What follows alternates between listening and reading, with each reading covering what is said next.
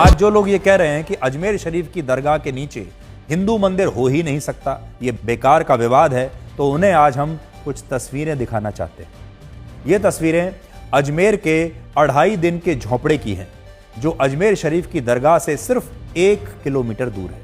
ये झोंपड़ा असल में एक मस्जिद है और इसे 2.5 दिन का झोंपड़ा इसलिए कहा जाता है क्योंकि इसका निर्माण 2.5 दिनों में हुआ था। और आपको पता है कि निर्माण किसने कराया था?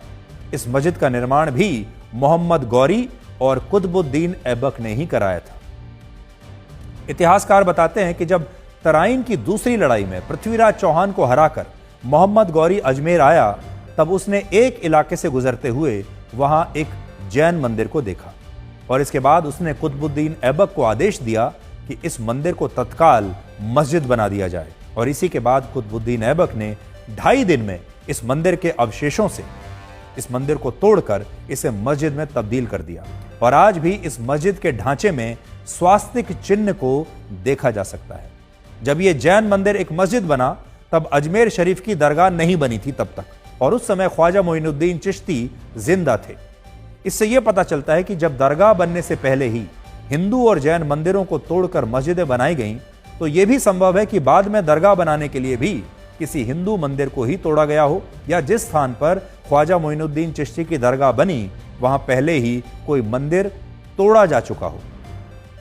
इस बात की संभावना इसलिए भी है क्योंकि दरगाह बनने से पहले ही 12वीं शताब्दी में मोहम्मद गौरी अजमेर में किसी भी मंदिर को देखकर उसे तोड़वा दिया करता था, और 2.5 दिन का झोंपड़ा उसका सबसे बड़ा उदाहरण है। ये तस्वीरें हिंदू समाज के लोगों की नहीं हैं, ये तस्वीरें जैन धर्म के अनुयायियों की हैं, जिन्हें 2.5 दिन के झोंपड़े में जाकर यहां नमाज पढ़ने का विरोध उन्होंने किया था, और इस स्थान को उन्होंने एक जैन मंदिर बताया था।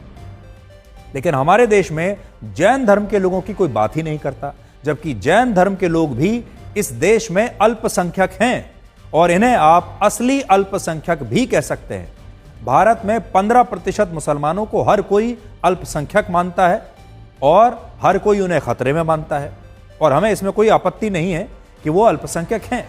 लेकिन भारत में सिर्फ 0.4% जैन धर्म के लोगों को कोई अल्पसंख्यक नहीं मानता। अगर मस्जिद को मंदिर बताने से अल्पसंख्यक मुसलमानों के मानव अधिकारों का उल्लंघन होता है, उनके दिल को ठेस पहुंचती है, उनका अस्तित्व खतरे में आ जाता है, तो मस्जिद के नीचे जैन मंदिर होने का दावा करने वाले अल्पसंख्यक जैन धर्म के मानव अधिकारों का उल्लंघन क्यों नहीं होता हुआ देखते। आज हम सभी जहाँ उपस्थित हैं, बचपन में इतिहास में पढ़ते थे 2.5 दिन का झोपड़ा गहराई से नहीं मालूम पड़ता था। पिछले दिनों एक पुराने जैन मंदिर में जाना हुआ और वहाँ पर 100 से ज़्यादा मूर्तियाँ रखी, तो हमने पूछा कि इतनी सारी मूर्तियाँ यहाँ कैसे आ गई। एकदम पुरानी पुरानी मटमैले रंग की, कोई संबत नहीं, कोई सन नहीं लिखा है, कुछ जीर्ण हो गई हैं, कुछ टूटी हैं, लेकिन बहुत सारी अच्छी हैं। तो लोगों ने बताया कि 2.5 दिन की झोपड़ा में जो खुदाई हुई थी या वहाँ से जो निष्कासित प्रतिमाएं हैं वो यहाँ पर रखी हुई हैं, और इसमें से कई सारी पूजनीय हैं। हमने भी कई दर्शन किए। फिर कुछ बताया कि वहाँ पर अभी भी कुछ प्रतिमाएं हैं, जैसे यहाँ पर देवी देवताओं के कुछ चिन्ह भी हैं। आज हिंदू, मुस्लिम और सभी लोग यहाँ दर्शन, वंदन, इबादत को आते हैं, क्योंकि बहुत प्राचीन वास्तु है। और कभी यहाँ यह प्रदेश नगर अजय मेरू कहलाता था, जिसे हम अजमेर कहते हैं। बड़े बड़े जिनालय भी यहाँ पर थे, शिवालय भी यहाँ पर थे, और जिस वास्तु को हम देख रहे हैं ये भी काफ़ी प्राचीन है। हम अपने देश की गौरव को, अपनी गरिमा को पहचानें और सभी सत्य, सदाचार, शाकाहार के रास्ते चलें, परस्पर स्नेह भाव बना रहे।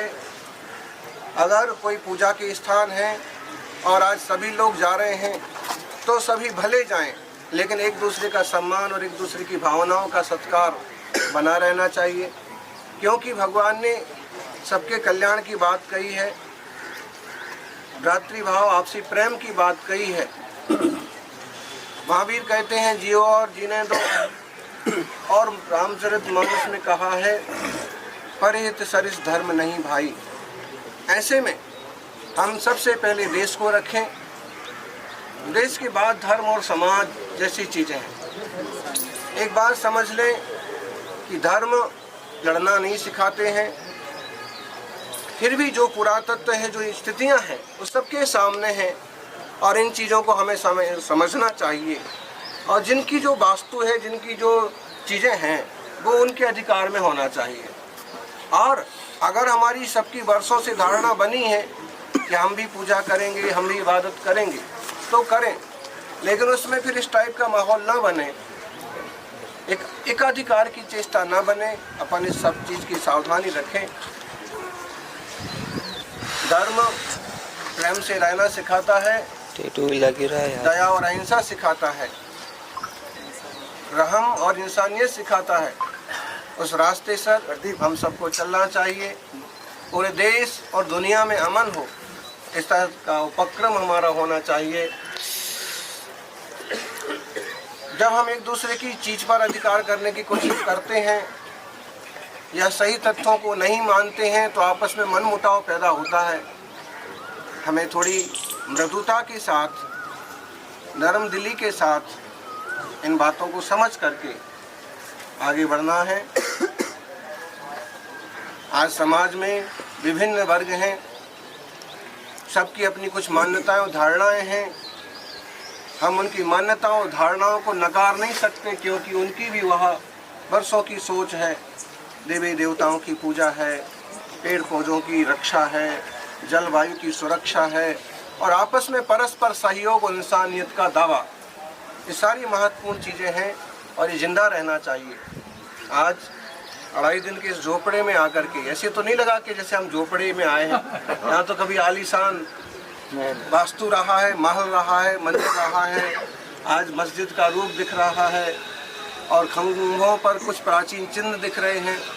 तो इतिहास बदलता रहता है, फिर भी इंसानियत की सुरक्षा के साथ, विकास के साथ विरासत की सुरक्षा